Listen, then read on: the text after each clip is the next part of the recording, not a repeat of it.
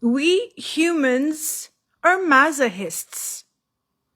So many people out there going about in roundabouts, taking U-turns, taking dead-end roads. And all because people rush into things without thinking. People get into situationships. People get into situations that are karmic. A lot of people fail to understand that they might think that they're in a healthy relationship, but that is disguised as a karmic relationship, and most people are unaware to recognize what is that relationship. Some relationships are just basic.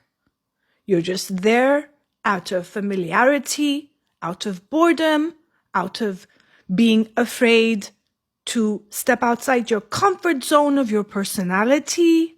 You settle, you're not happy, you're not sad. You just going about because this is life. Yeah, we meet someone, we marry them, perhaps we don't, perhaps we divorce, perhaps we, get into a situationship and we don't know what the earth is happening. All because people do not sit down to think about relationships. What do they entail? What comprises a great relationship? Most people are attracting each other based on their wounds. They're both wounded. And people don't sit to think about the depth, about why they have that particular partner in their life. What is that partner there to show them? What is that partner there to teach them? Most of them are getting frustrated with each other. They fight with one another. And most of them actually do not love each other. And very few people on this world, a very, very low percentage, actually do love each other. And why do I say that? Because love is not something that you make up in your mind and you go with your heart because of what you feel. I feel love for that person. That is not love. Love is an action, believe it or not. You take an action to love a person. You take an action to correct behaviors. You take an action to have empathy for the other person. You take an action to try to understand the other person. You take an action to compromise when needed. When I am becoming a selfish person, I take an action to unconditionally love the person and they back to us. A person that is not described as a person that has love is a person indeed that has no self-love within themselves, first of all, because if they did, they would be intelligent enough to understand why relationships are struggling, why they're with their partners, exactly what their partners bring to the table, what they're there to learn. But unfortunately, most people are superficial. They care about silly things in life. They don't care about interpersonal relationships. They don't care because they are all so caught up with dealing with their own stuff, with their own egoic, selfish needs. What people should be doing before getting into relationships of any sort, whether that be a friendship, whether that be with a potential partner, would that be with a potential associate at work, anything that entails, before you get into a situation with a person, you need to be venting. And what is venting? Venting is asking questions. You don't go into situations where your chemicals are talking.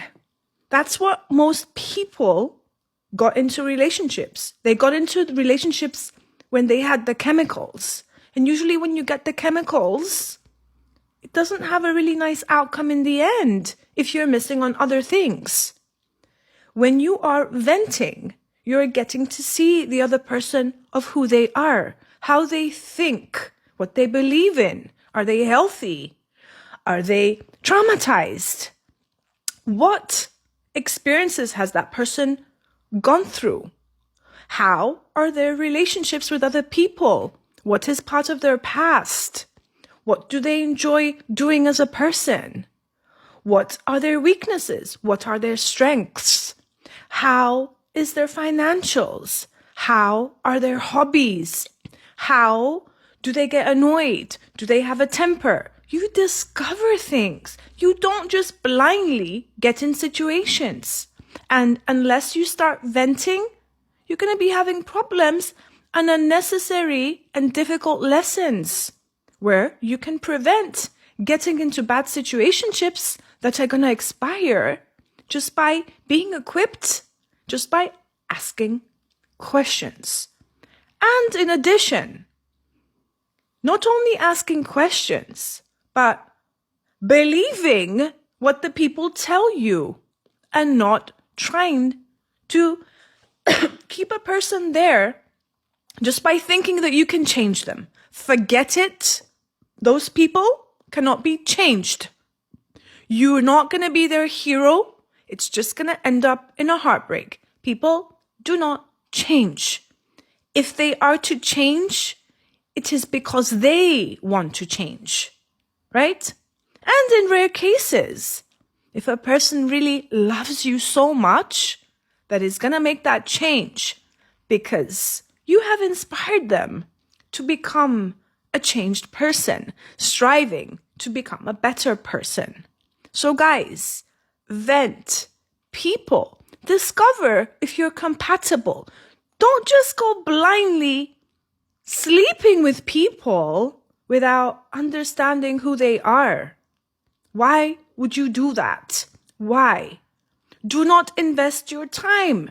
Do not invest your energy before getting to understand a person.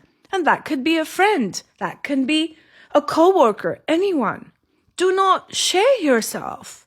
You need not say a lot of things if that person is not going to be your person. Do not waste times. Ask questions. Who are these people? What do they think about relationships? How about their future? Are they thinking about perhaps traveling, going elsewhere? There might never be a possibility for them to stay where you are, for example, and you might just end up wasting your time with a person who already told you that they have business elsewhere. You just spent a couple of years of your life understanding that you wasted time, right? And that's a serious thing. You meet a person, you ask them questions. What are their goals? What are their plans? What are they thinking? If they have no answers, well, you got your answer. Do not make things up for these people. You get exactly what you ask. You get the answers. And stop trying to change people. Accept them at that face value and the answers that they give you. And if you see that that person is not an ideal match, you don't allow them into your lives, or you friend zone them, or I don't really believe in that type of friendship. You acquaintance them because they're acquaintances, right? We all have a lot of acquaintances, but very few friends. We're talking about real friendships here, loyal friends, yeah? So this is what you do. Categorize people, vent them, ask a lot of questions, and then decide if that person is ideal for you. And don't waste time, because you guys know you cannot take time back, and time is just running. Learn from your mistakes and do not repeat the past, because most people repeat the past because they are not thinking, they are not listening, they are too shallow to even understand where they are failing. It's not the other person. It's the person that's encountering these things because they don't sit down to analyze themselves, to understand, what do I really want? A lot of people, what do I really want? They can't even answer that question. So how do you expect them to find a person that is good for them? If they don't care about asking those questions, why would the other person across you care? They're superficial just like you are. And you might get upset with me saying that you might be superficial, but if you're not superficial, you're a person that doesn't shut the hell up. You ask a zillion questions. Why? Because your life is so fucking precious and valuable that you're not going to allow any random dusty from the street, right? Or whatever, or any random chick, right? To come into your life, to waste your bloody time and cause you nightmares and chaos. For what? Just because you got chemicals? Just because you think that that is an attraction? That is not an attraction. That is trauma. That is trauma bonding. That is being with a person that you're about to get in danger. You're about to enter a fire. And you need to understand the chemicals that the body gets out. So you know it's a signal what's about to come. So many things you can learn about relationships. So many things you can learn about people. Take the time and stop being shallow. There's more to life than bullshit. Life is all about interpersonal relationships. If you do not master them, you're always going to be having problems. You're always going to be having the same cycle over and over again because you are not learning what you're supposed to be doing. And you're going into relationships and situationships and partnerships and marriages, and then children come along, and then the children are suffering because of your choices. Because you didn't take the time. You never took the time to take your life serious. You're not taking a serious look at yourself. Look in the mirror and look at your past. Everything that you went through. Did you learn something from it?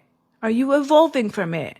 Are you making better choices? Or are you willing to stop the stuff that are not good for you and enter a new cycle of amazing things where we get to inquire about people and see if they are a deal for us.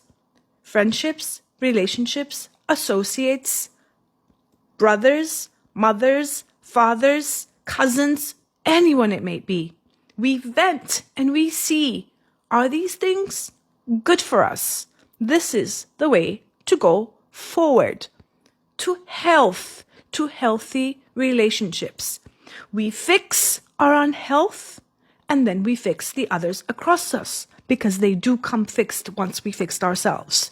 If you're with a person that is really, really struggling to give you a health state of a relationship, there is something that is unhealthy about you that you need to fix and understand much more about it to make it better so you no longer go through experiences like that.